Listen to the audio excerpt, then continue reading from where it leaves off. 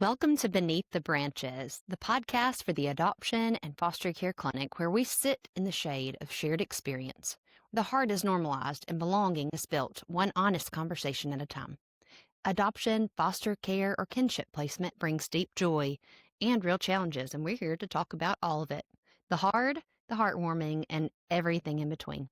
So grab a cup of coffee, take a deep breath, and join us as we hold space for the messy, beautiful work of building connection beneath the branches. Welcome back to Beneath the Branches. We are in season 2, talking about the first 6 months home. We talked about doing a opening ritual and of baby parenting fails or something that we had done interesting parenting that week, and just preparing for this particular season of the first 6 months home. I had a lot of fails first 6 months home for my girls. It's interesting. You teach all of these techniques. You teach um, how to respond, and then when you get in it, some of that goes right out the window. Do you know what I mean? And you just send your kid to VBS the day after they get home. I am not going to say who did that, but only one of us in this group has adopted. So, yeah, I mean, and it's interesting. Some of that is. I like to share my mistakes, but then I also want to protect my own children's stories, because they're adults now, and we all are still on that healing path from adoption, and particularly the first 6 months home. So, why don't we talk today? I want to talk today about behavior and discipline, particularly in the first 6 months home, and how that could be the same and how that could be different than long-term behavior and discipline, and how it might be different from traditional parenting as well. Let's talk about survival brain versus learning brain. That might be a good kickoff. Mm-hmm. Yeah. I think we know our kids when they first come home, they're in a big transition. They've essentially been kidnapped legally, and so their little bodies go into, hopefully legally. They're right. Yes, we assume. Their little bodies go into fight, flight, or freeze. And so that is lower brainstem functioning. It's not prefrontal cortex, which is where all of our wisdom, ability to reason, and really be stable and balanced as much as a young child can is all up here. But when we are in panic mode, we're down here, and our body's only job is to protect us. And that looks so many different ways, depending on a kid's particular history, personality, what they've been through.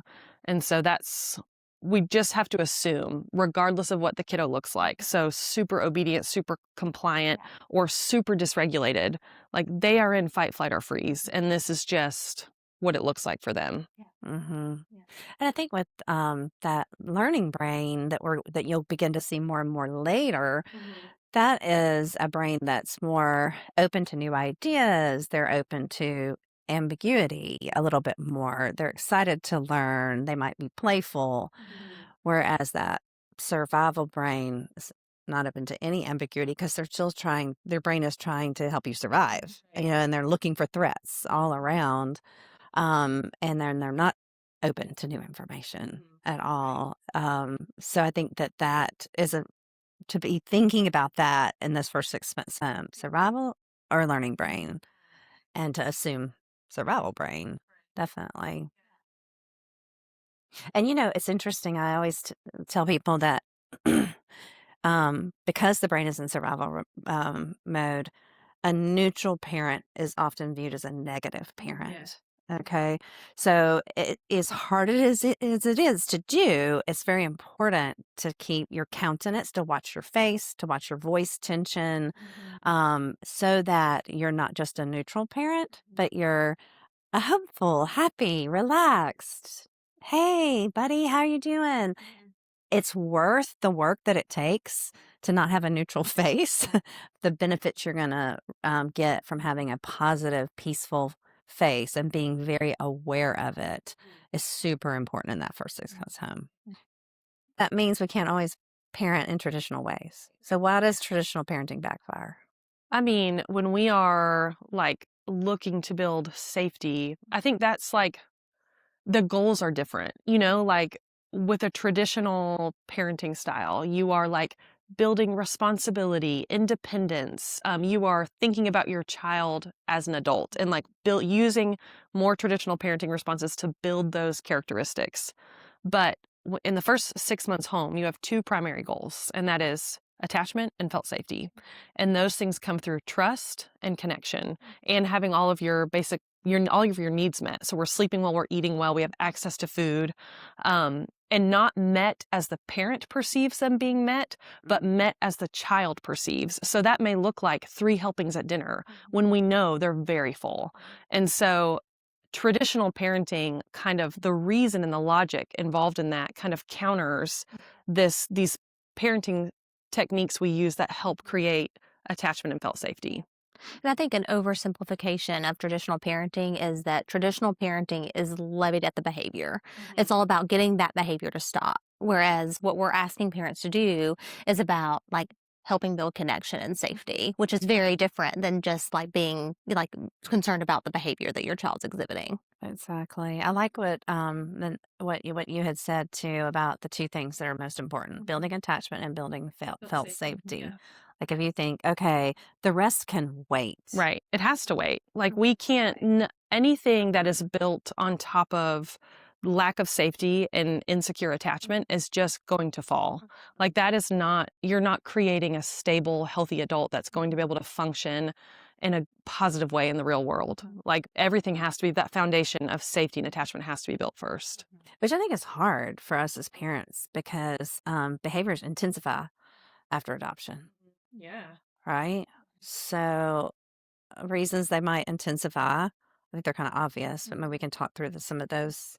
Why would behaviors intensify after, like in that first 6 months home? Well, I think kind of what you said is trauma, you know, like they've basically been hopefully legally kidnapped, you know?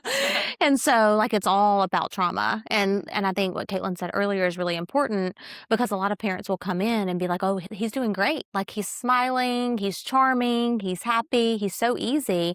But that's not your child doing great. You know, that's your child masking in order to like in order to garner safety. Right. To survive. Yeah. That's a survival technique. Like I get along and I'm taken care of. Right. And often our kids who are institutionalized, like that's a skill they utilize Right. when they're one of many children. When I listen, nothing bad happens. When I'm the best behaved child, I get then more- the focus is on other children, not Right. me. Yeah. The negative focus, Right. usually. Uh-huh. Yeah. Yep. So it can look, we call that like a honeymoon phase too, like when everything's novel, it's all new and we're like kind of still in this like insecure place of like, I'm not settled yet. And it's like, oh, we get home initially, oh, everything looks great. Yeah. And then the child's reality, their relationship reality is rejection and inconsistency. So when I have a parent trying to show up with consistency and safety, that feels very uncomfortable. So I'm going to use my behavior to create something that feels comfortable, which is rejection. So our kids will push, pull, they will do whatever they can to elicit a rejection type dynamic because that feels safer and more comfortable than acceptance, consistency, and true safety. And so that's too, like parents, all of a sudden, they'll come in and we have this child that's getting along, doing great, following the rules. We're like, okay, do all of these things. Like basically stop doing what you're doing and like do all these things to add attachment and connection. And then the child falls apart and they're like, we've done this and now look at the behavior. And it's like this, we have to go through this to be able to get to the place we want to be. And so just like kind of keeping all of that in mind, that what we're providing is so new to them that it feels unsafe at first. And you can do a lot of work in the first 6 months. It's so hard to do if you do the first 6 months wrong. It's hard to undo that, you know? So, like, if you pay it up front, then it's going to be a lot easier, years down the road. So, I know it sounds silly, but the first 6 months is really crucial. Yes. So what does discipline look like in the first 6 months? I think for a lot of parents, it probably feels a bit permissive, But I always think about, in one of the trainings that I went to a long time ago, they talked about how even for like newborn babies, the first year of a newborn baby's life is about who can I trust. That's what they're learning. Like that's the big thing that newborn babies are learning is who can I trust. After the first year, it's about who's the boss. It's about like discipline, it's about like teaching them. And so I I think about that and our kids, they may come home at 2, 3, 4, 10, but the same rule applies. Like they're newly in your home. They've experienced, a huge amount of trauma. And the first 6 months to a year, if they're older, maybe even longer, but that's about who can I trust? It's about establishing, again, safety and connection. And so it feels to a lot of parents permissive, but it's really not. You are just disciplining in a different way. Yeah. You're still maintaining structure and routine. You're still holding boundaries, but it looks different than what typical discipline looks like. Yeah. So we're like saying yes as much as possible. And that sometimes our no's can be like our no's are like a sneaky yes. Like there's, like when they like, oh, can I color right now? And really they can't, but you don't say, no, you can't color. You say, we're going to color after lunch. Yeah. And so there's a yes there. And like this builds trust, just that like you feel seen and heard versus like dismissed. Another big thing is parental access. So like our newborn babies, when we bring them home from the hospital, the access they have to in healthy homes to their parents is like constant almost, like in our kiddos, again, if they're coming home at 2, 4, 6, 10, they need to experience parental access. So even if they're doing things with a high amount of independence, we need to help teach them like, this is how you come to a parent and I help you. That's, I think, really important, providing that, making that available to them. Right. I mean, and if we can get parents to think through that first year of an infant's life and how much physical closeness and how much kind of natural cocooning, natural exclusion of the world you have in that first year, and if we can recreate that no matter what age the child is, then again we're teaching them who can I trust? Because the newborn baby, you're not usually making trips to the mountains or to the beach. It's a newborn baby. You're trying to not get them sick. It's just a lot of work to travel with a newborn baby. And so we want to treat our older kids the same. Right. Yeah. What's so interesting, and I think you've probably had this experience too, but I've worked with several families who brought their kids home right at the beginning of COVID. And so it was like forced cocooning, where they were like in the home just together for like 6 to 8 months. And like their attachment was way jump started because of that forced cocooning. So that tells us, like there is a lot of magic that happens in that space. Definitely. Yeah. I think too, with older kids, parents have to be careful not to. I think the tricky thing about like parental access and saying yes is because you have all these big triggering behaviors. Like we see a lot of lying, manipulation, push pull, and it's hard to continue to provide the same level of support and nurture as you would an infant or a young child when you have these big behaviors.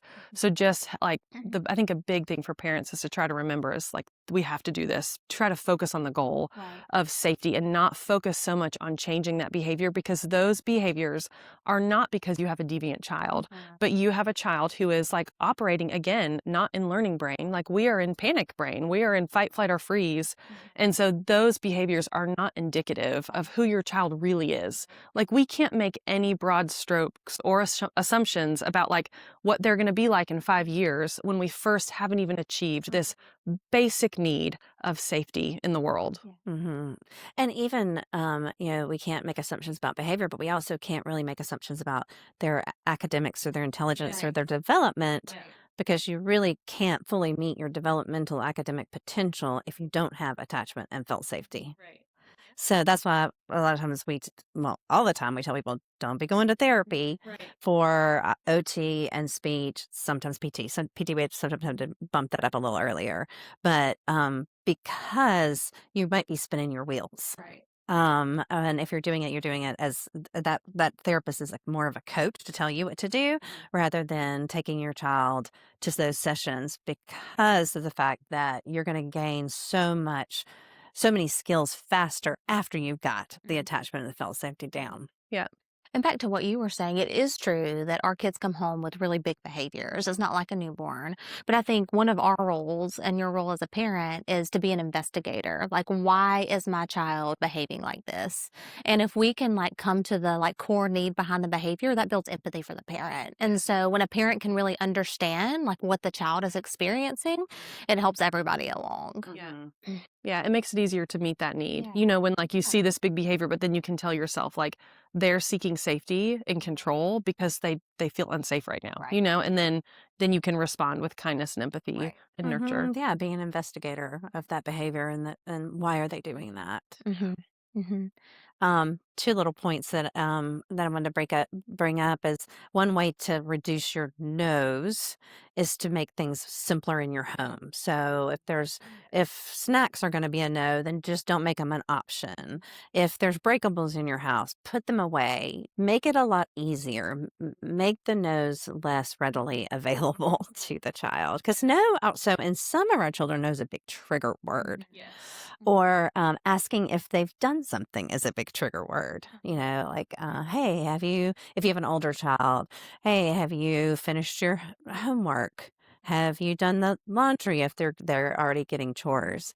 Then it's more like, hey, let's do the laundry together, or hey, let's do your homework together. There's a way to get that child to do that without being giving them an opportunity to freeze by thinking they might have disappointed you. Right. That's a big trigger in the first 6 months home. Yeah. And along with that, I always talk to parents about the importance of scaffolding the first 6 months home. Like when you get a child newly home, you shouldn't have all these rules that don't matter and don't make sense. Like Yeah. parents really need to like choose their battles, you know? And so usually the first rules look like, you know, you can't hurt yourself, you can't hurt others, you can't hurt property, you know? And anything above and beyond that, like you teach, you don't like, you still set boundaries, but you're not disciplining them for it. And then after they get those rules and they settle in a little bit, then you add another rule, you know, and then you add another because it's too much for a kiddo, especially our older kids, you know, to like come home and have all these rules where all you're doing throughout the day is correcting them and there's no time for connection. Mm-hmm.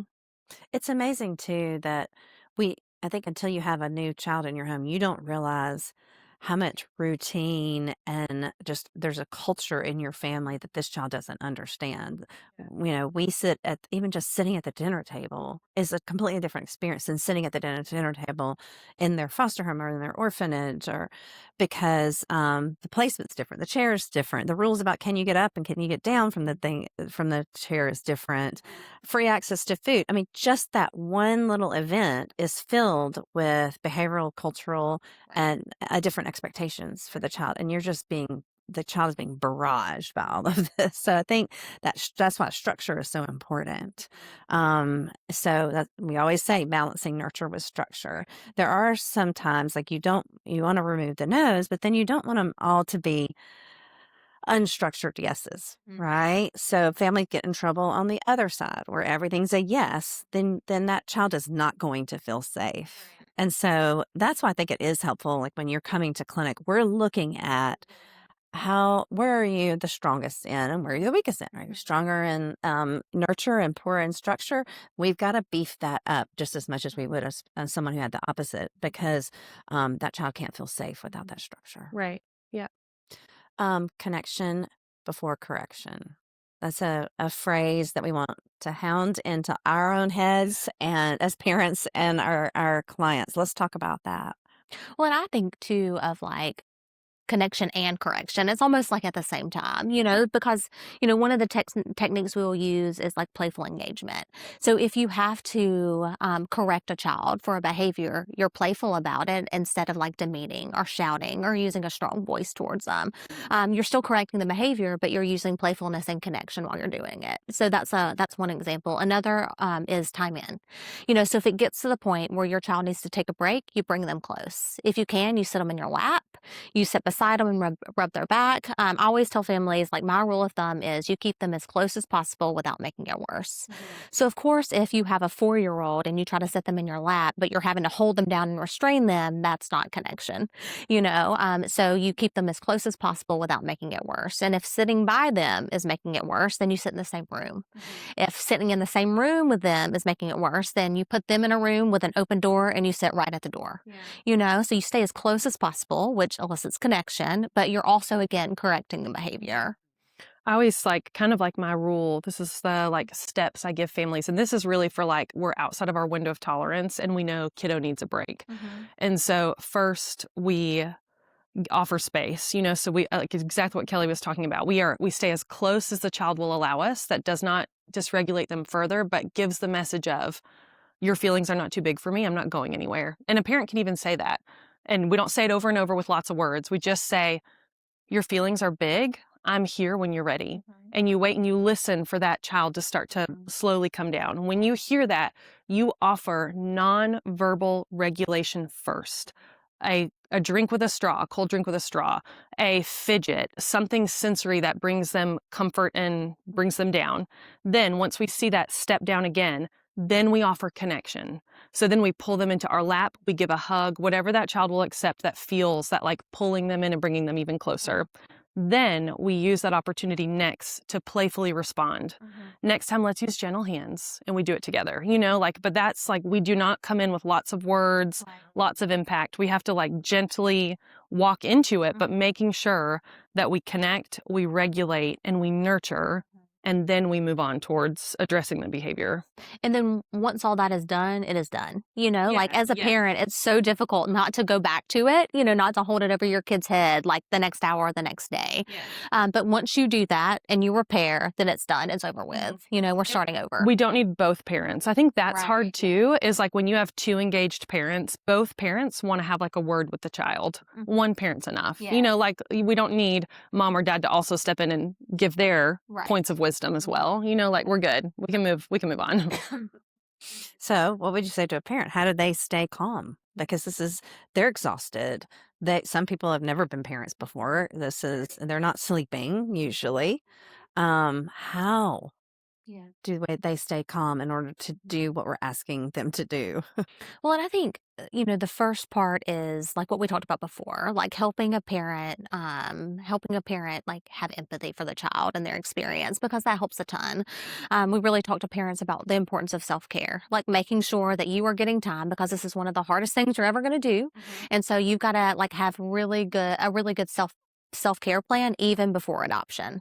And then if you're not regulated and you can't do that really well, like with like the face and the voice and all the things that we ask you to do, then you got to tap out if you can. Like if your partner is there and you can switch up, then that's great. If not, then you just take a quick break, but you put that on you. Like, hey buddy, you're having a really hard time. Mom needs a little break. I'll be right back. 2 minutes. I'll be right back, because that's a lot better. Even though you're leaving the situation, that is a lot better than responding in a way that we don't want to respond. And make sure when you like give that, when you're providing that structure of when you're going to come back, that it's something you can actually do, because nothing will make an anxious child more anxious than you saying, I'll be back in 2 minutes. Maybe that's just like a statement, but you don't mean fact, but like they're going to be watching that clock, and like 2 minutes passes up and they're going to come find you. And then it's going to elicit a bigger stress response from you. And you may have to even like take it a step further. Like you may have to set a kitchen timer so that they can see, and then you have to hold true to it. You've got to be listening and making sure that you're back in 2 minutes. And then it's also helpful, depending on the child's age too, to give that child something they can do if they're in the part of the brain where they can do it. Sometimes if like the lid has flown off and they're just like having an all out meltdown, they're not going to hear any of that.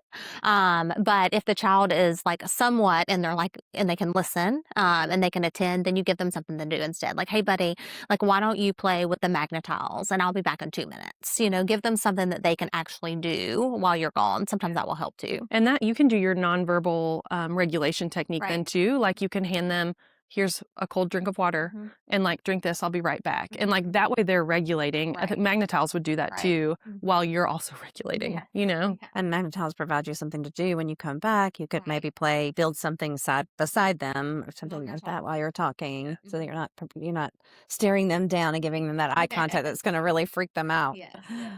And tapping out is another one. Like if you have a spouse that's there with you and you can feel yourself getting dysregulated. If you can do it without making the child feel like you're too much for me, and you have to do it that way.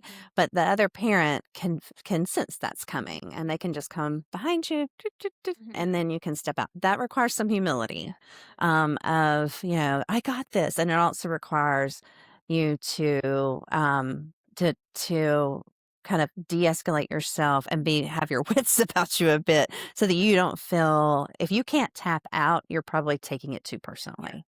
Yeah, it's a good sign that you're taking it too personally, because if you can't tap out, it's like, I got to finish this kid, Yeah. da, da, da, da, da. Yeah. And we all get there, but that's not a healthy place to be. So that's when a good time for another spouse to come in. I feel like it also takes like a perceptive and attuned spouse Yes. too. And Yep. sometimes that doesn't happen, you know? And so if you know that that is, like a growth area for your spouse, then you have like a code word that's not shaming to the kid, but a code word that you can like kind of like yell, hey, you know, like watermelon, right? Not I'm done, Yeah. but you have a code word if you know that like that attunement is a little difficult in a relationship. Right. And again, to like, not to like hammer this in, but that you can also have your spouse swap in to be the deliverer of the regulation, Yeah. whatever it is. So like, hey, could you grab that snack on the counter and please come bring it to Sally? And then you like give them a wink, you know, like we're swapping. Yeah. And I think too, you have to be, there's sometimes this dynamic between couples where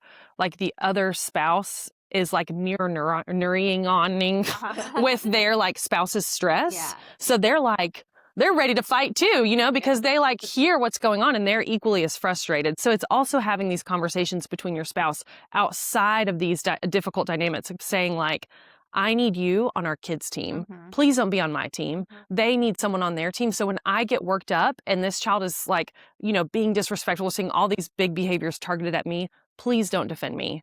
Please defend them. Like that is where our effort and our emotional energy needs to be spent. So that way when I tap out, you can actually like do what we need to happen here Right. and not be like on my team. Yeah, definitely. Because it does, I mean, it's very hard to not take that behavior personally. Yeah. And no matter how amazing of a person you are, you still feel like, I can't believe I did all this for them. Went halfway around the world, or I'm not even your parent yet because I'm fostering you and you're doing this to me. It sounds so stupid and we would never do it, but I mean, I did it, you know, like, I mean, and then it's because when you're also out of your learning brain, you're in your survival brain. Like, why are you making this harder for me? I don't deserve this. And that's just as silly as it sounds, we still get there. So that's why we need a tap out, or also giving ourselves boosts in other areas so that we're not always at the end of our tolerance. And I think it's important to say too, like there are no perfect parents, and there are times where we all fail miserably. We say something to our kids that's created shame. It's that one thing that we said that we would never do. You know, we all have those moments, but we can't forget the importance of repair. And so much attachment happens in repair. So even if you totally blow it, as we all have, it's okay. The importance is like when you've calmed, when you're rational, when you're in your like executive brain, like you come back to your kid and saying like, hey, but like, I'm so sorry. Mom shouldn't have said X, Y, and Z to you. Like, I'm so sorry for that. To give them a hug and then move on, you know? Because that's a teaching moment, right? That's teaching them. They're going to learn how to be apologetic. They're going to learn how to apologize, how to regulate themselves. It's just as important. It teaches like relational resiliency too. Like we are going to have these things come up that feel yucky, but we still come back to each other. Right. And it gives your child the freedom to mess up too. You know, like if they see, oh, this parent who like I'm learning to trust and who I really respect and who I want them to like me, they can mess up. That means it's okay if I mess up sometimes too, you know? Definitely. Realistic expectations for progress. How long is this going to take? I mean, that's so hard to give like a flat answer because like Kelly said, right. I mean, like it depends on the kiddo. Like I always tell parents, like you start with our like protocol, cocooning, all these things we've talked about.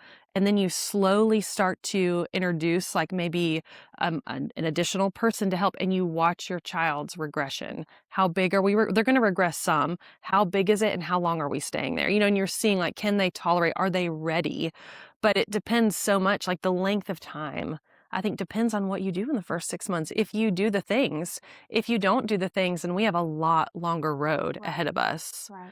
But like, you know, I think with co-sleeping or close sleeping or co-sleeping, which it's like depending on your child's legal status, you know, kind of dictates what you're allowed to do there. But I always tell families like you need to plan for 6 months of having your child either sleeping with you in bed or close by in the same room.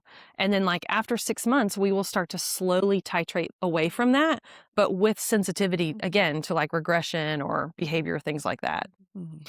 I will say, and again, like families love a timeline. And I say, like, I can't give you a definite timeline. I can give you my rule of thumb, and that is, again, you pour in really intentionally and be really consistent the first 6 months because usually, not all the time, especially like older kids or kids who come home in like these prime attachment stages or developmental stages that just seem to be harder. But the first 6 months, typically after that, if you do it well, we see so much progress happen during that time. But for some kids, I remember just talking to one family, and we could just tell it was going to be like a hard road. Like I think you have to think about like it being that they're with you longer than they were without you. So if your child was in an orphanage environment 4 years, they could be 8 by the time, they really feel secure and trust, and those are our hard kids. So we can give rule of thumbs, but, it's not a perfect science and it depends so much on your child's age, history, what you're able to do as a parent.